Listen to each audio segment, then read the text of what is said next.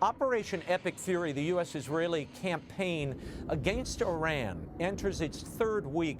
Supreme Leader Ali Khamenei is dead, killed in the opening salvos on February 28th. His son, Majtaba, has been named his successor. And yet, the Islamic Republic fights on. 7 Americans are confirmed dead in action, and nearly 140 more have been wounded. Oil spiked past $100 a barrel as Iranian action in the Strait of Hormuz chokes the world's energy supply. Where's all this going? With analysis, I'm joined by Middle East policy analyst Dr. Walid Phares and human rights advocate Gazelle Sharmahd, both co-hosts of the War and Freedom podcast. Walid, the Pentagon says Iran's missile capacity has been degraded by 90%. We've struck over 5,000 targets. And yet the new supreme leader has been installed, and the IRGC has pledged loyalty, and Iran's still fighting. President Trump said this week the war has already been won. And as we take decisive action to stop the threat posed by the terrorist regime in Iran with Operation Epic Fury, let me tell you, we've won. You know, you never like to say too early you won. We won. We won the bet. In the first hour, it was over. We don't want to leave early, do we? We got to finish the job, right? Over the past 11 days, our military has virtually destroyed Iran. Walid, what does the president mean by we've won, and is that a realistic assessment? Well, what he means we can translate into history. We are now on the ground in 1944 in the Ardennes. So we actually landed, we actually pushed the German forces or the Nazi forces, and we are about to enter. Since we are not deploying forces on the ground, what the president means is that the Navy, the regime Navy is gone, the Air Force is gone, most of it at least, number of leaders are gone, the supreme leader is gone now, you have his son, that's another story. And obviously what is important is that all or most of these missiles are gone. So when the president says we have won militarily, he means that there need to be a closing. And in my view, the closing will only happen if you have a force of Iranians on the ground.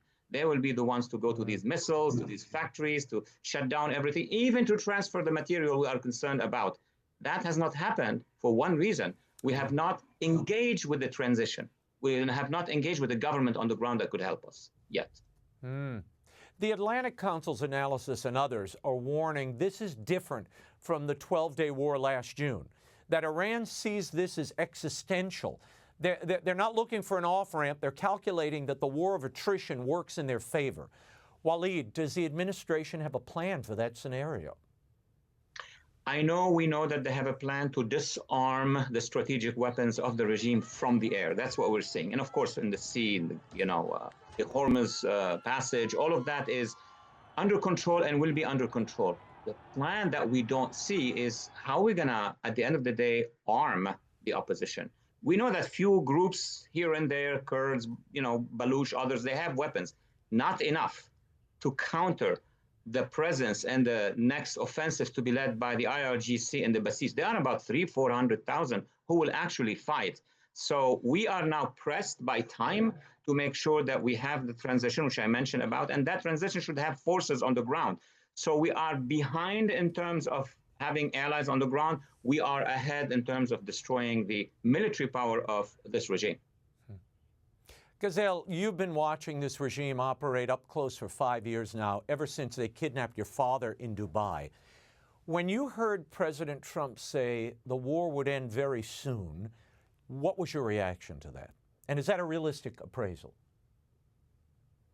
It is realistic, and that's what we're hoping for if we take the right steps. As Dr. Phares was just saying, we have dismantled the military capacity of the regime to strike back through missiles and other means. What is important is if America doesn't want troops on the ground, and that's what we don't want, the people of Iran have to be able to mobilize and take over the institutions, as the president has said. This is only possible if we have mass deflections from the armed forces to the nation, and if we have participation of millions of people, the same scenario that we saw pretty much in January, the uprising in January was in 31 provinces. Millions came to the streets. Millions were ready to take over the institutions, but they were brutally repressed by the repressive apparatus of the Islamic regime, which is the IRGC forces and the besieged bases. So what we're seeing right now, which is wonderful, is attacks on the besieged bases, on the IRGC forces. These are the ones that are holding the Iranians back, that are shooting into civilian masses, that have massacred thousands of Iranians in January. So that is a good step. The next step that has to happen, as Dr. Phares mentioned already, the cooperation with the transitional leadership under Crown Prince Reza Pahlavi has already 50,000 defections from the army registered, has already shown that they have the capability of mobilizing masses into the streets. So this cooperation will save us time and will make sure that this mission is successful in the end. Okay, but Gazelle, why aren't we seeing, though, the mass protests and the demonstrations in the street that we were seeing just a few weeks ago? Or is it just not being covered? Both the president and the prime minister of Israel, as well as the transitional government under the crown prince, have told the people that it is not safe at this time to come to the streets. So they should stay in their homes. That's what they're doing. And they're mobilizing and preparing for the next phase when it is safe and when it is organized together with the transitional leadership to come to the streets. So this is just a phase where they have to sit it out, prepare, make sure they're safe, because again, it's not just war and bombs falling from the sky. The Islamic regime, we have seen over and over again in the last weeks, has declared war on the people, has said if anybody comes to the street, they will be treated like military. They will be treated like the IDF, like the American military. They will be shot against. They will be killed. So they have declared war on the people right now instead of continuing the war with the military forces that are outside. So this regime is scared of the population of Iran. So we have to make sure that we're working together with them to make sure that this regime is finally finished. Walid, the new supreme leader issued his first statement. We haven't seen him, but he's issuing his first statement, vowing to continue to attack Iran's neighbors, shutting down the Strait of Hormuz as leverage against the U.S. and Israel. Will that work? They are off balance. I mean, the IRGC, the Basij, but the core of the leadership, which is now putting that new Khamenei in some bunker because they're afraid that if he's killed, then many things are going to start to collapse. What's happening is that this regime is using Khamenei II as long as they can to keep unity inside the regime, to keep them in check, because many officers, as Giselle said, and soldiers have expressed their intention to break away and join the opposition. The opposition doesn't have a system to receive them. And by the way, I'd like to make a note on what you have asked about, which regard why would the population not go now? First of all, again, as Giselle said, it is because they were told by the president and by their leaders. But second, yesterday something new happened, talking about it for the first time. The allies, US and Israel, launched hundreds, maybe thousands of those small drones over Tehran throughout the night. And what did they do? They targeted the checkpoints, the security checkpoints of the Basij, and they were killing them. So days after that, what we're going to see is that the presence of the regime may start to shrink. If they don't have checkpoints, if they don't have these units, that's what actually we have suggested days ago. That would be a moment, will be decided by the US for the population to go out. Gazelle, do you believe that the new Ayatollah is fully functioning? We don't even know if he's alive. I mean, they brought a cardboard a picture of him to the inauguration, and that's like he might as well not be there. What Dr. Phares said is it's just symbolically to have somebody that they can tell the armies, that they can tell the IRGC, this is where the command center is. We're still unified. We're still united. There's still a chance. So this is more posturing than anything else. Even if he was alive, there was always a competition between these factions of the Islamic regime to take each other out and assume the leadership role. But the leadership role is right now a targeted role, so they're not willing to have anybody in that position. Yeah, it's the bullseye on your face role. Nobody wants it. Walid, I want to turn to oil and energy for a moment. WTI crude topped $100 a barrel earlier this week. First time since Russia's invasion of Ukraine. Gas prices are up to 70 cents a gallon, up 70 cents a gallon since January. The Strait of Hormuz, as we talked about, 20% of the world's oil flows through there. That's been effectively closed. Iran's been laying mines. U.S. forces have sunk 16 Iranian mine layers. The IEA has authorized an unprecedented 400 million barrel emergency reserve release. And still, the administration is saying, hold on, this is a small price to pay. Is it a small price to pay? And how long do you think Americans will absorb this? Proportionally, yes. It is a price that we need to pay to get through the tunnel. If we don't pay it now, and I'll explain how it is not really what people think, we're going to pay double and triple. If this regime goes back to what it was before, forget about the control of oil in the Middle East. People are, in those instances, these companies are living the trauma of the Iran/Iraq war, where indeed there was a complete paralysis of the Persian Gulf. What's happening now is that these are the last days where the regime can still interfere, because once their navy is gone, once those little dinghies, who come like swarms against the ships are gone, then the price of oil is going to go down. One more thing, though, I must say, we don't know when the regime in Tehran is going to ask the Houthis to do the same on the other side of the Red Sea. That is something we have to expect. But at the end of the day, the regime goes down, oil will be much better. Gazelle, your father's case showed the world what Iran does to its enemies abroad. Kidnapping in Dubai, we've seen assassination plots in Maryland and Canada. A boxing gym in Toronto was shot up the night Khomeini was killed. The Austin shooting the morning after the strikes began. And then there was those two teenagers who declared allegiance to ISIS arrested in New York after attempting to detonate a bomb at a protest. What is the threat level for Iranians and Iranian Americans living here in the U.S.? It's huge. If you remember, the Islamic regime in 2009 sent assassins to our door here in Los Angeles to murder our family.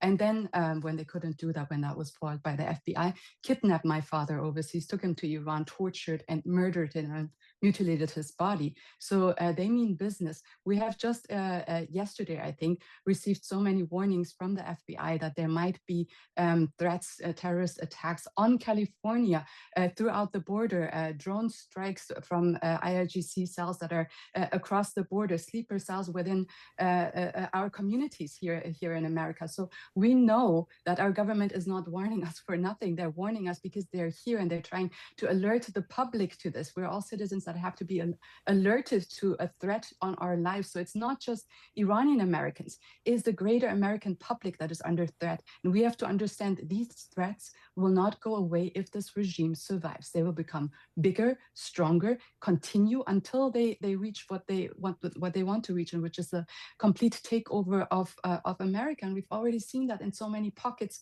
throughout our country, what these Islamists are doing. We saw that in the Middle East. The Middle East shows what they did to Iran, what they did to many civilized nations throughout the whole country, throughout the whole Middle East. They want to do the same in America. And that is why the outcome of this military intervention has to lead to the liberation of Iran, because Iran was the closest and natural ally of the West, of America, for so many years. Walid, U.S. intelligence has intercepted what appear to be shortwave radio transmissions believed to be activation signals to sleeper cells. How serious is that threat? How many of these cells do you think are potentially here? And have these Islamists pre-positioned operators in the United States? We have, now let's inform the public, sure. We have two types of threats.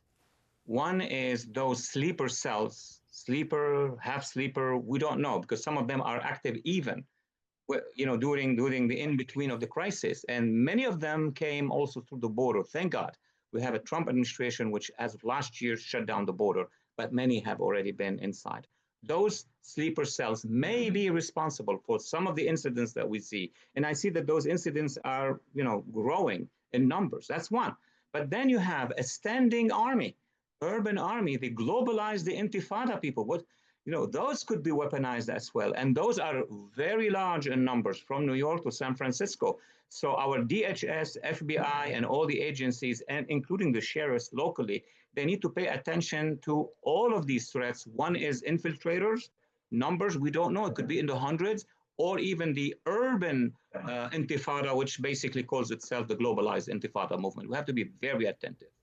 Gazelle, exiled Iranian Crown Prince Reza Pahlavi, who we've talked about earlier, the idea is that he will fill this leadership void between the fall of the Khomeinis and the mullahs and whatever comes next.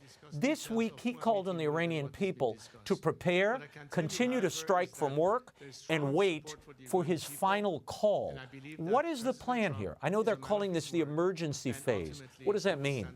That means in the end, there is a cooperation between America, Israel, and the Iranian people to make sure that Iran goes back to what it was, a prosperous, democratic country and an ally of the West, an ally of all of the civilization.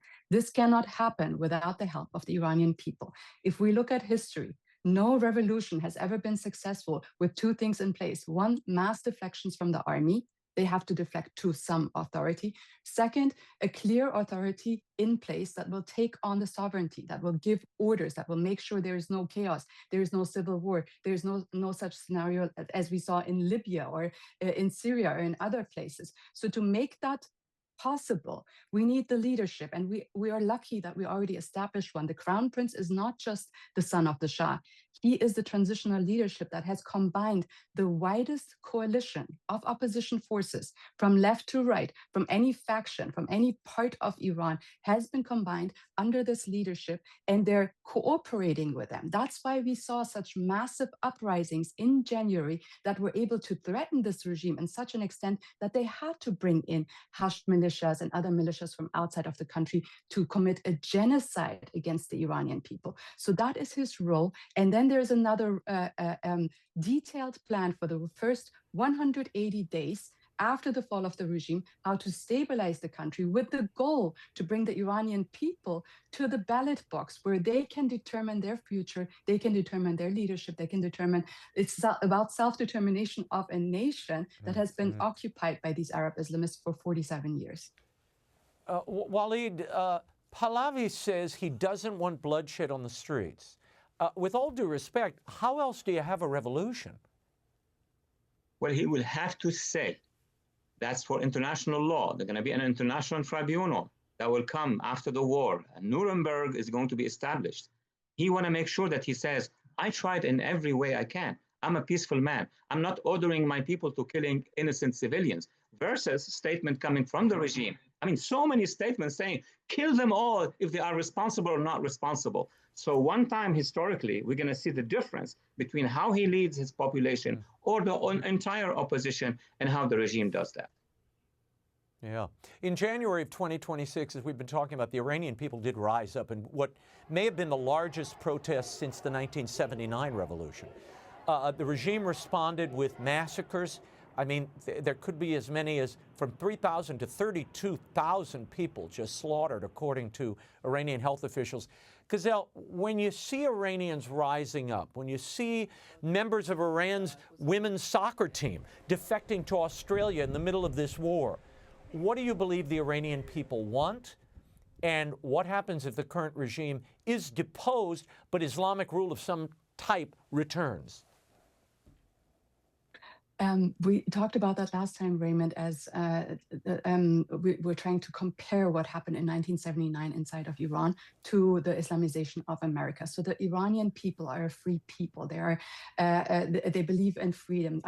Our founding fathers of America, Thomas Jefferson, looked actually at the Iranian model of Cyrus the Great, the founder of a big empire, to model our constitution, to create the state system that we have right now in the United States. So our people in Iran are very similar, same patriotic, same freedom-loving people as they are in America, but they have been under occupation. So the reaction of the people naturally is to fight with everything that they have against this occupation and re-establish rule under Iranian principles, Iranian values, which are the values of the West, which are the values of civilization. So they are willing to give life and limb and anything, as you see, even with soccer players who are outside of Iran and defying this regime here.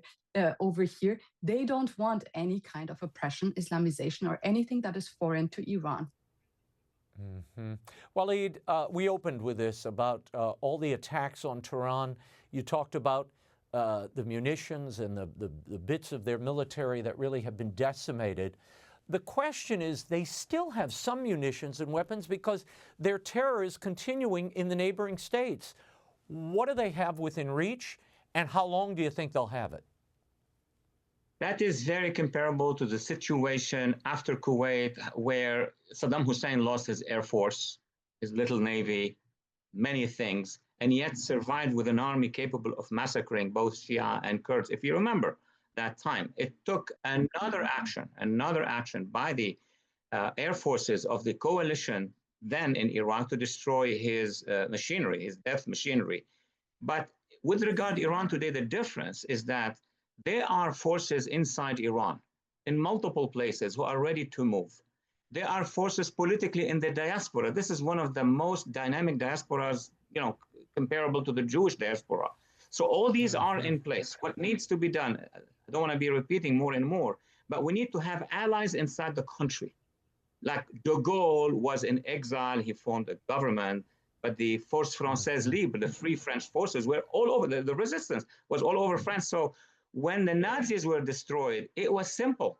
The French free government took over little by little. And in 9 months, France came back in 1945 to what it was in 1939, and even better. So we need to have this imagination that the 9/11 commissioners told us to have. Move forward, but have this imagination that would allow you to get to your goal as soon as possible. One more question. With the Crown Prince assuming leadership here, or about to, people I've talked to have said, look, this is concerning because of the population in Iran. I mean, you still have a Muslim bloc, of a substantial Muslim population there, right? We actually don't, Raymond. One of the last studies that was done is a Gaman study by Norway, showed that the Muslim population inside of Iran is actually a minority. They make up maybe 30% of the entire population. And even those Muslims, there's a difference between Muslims and Islamists. That's why the Islamic regime has to have the Basij forces, Islamist forces with machine guns to hold down even the secular Muslim population in there. So Iran, by definition, has always been a non-Islamist country. The Ayatollahs are as foreign to Iran as they are to America. In fact, the Ayatollahs trace their ancestry back to the first Arab Islamists that came 1,400 years ago and took over the entire Middle East, occupied Spain, which is a Christian country, for 800 years. People tend to forget that. The Spanish population didn't change, under 800 years. So it's the same with the Iranian population. We have Christian churches, underground churches. We had the biggest Jewish community inside of Iran, inside of the Middle East, outside of Israel. They wiped them out. So you can understand that there's a big makeup that is not Islamic inside of the country, but held back by machine guns and by force. So liberating them from that force will show you the true nature of the Iranian people, which are not Islamists. And Raymond, one quick thing. Walid, you wanted to say what?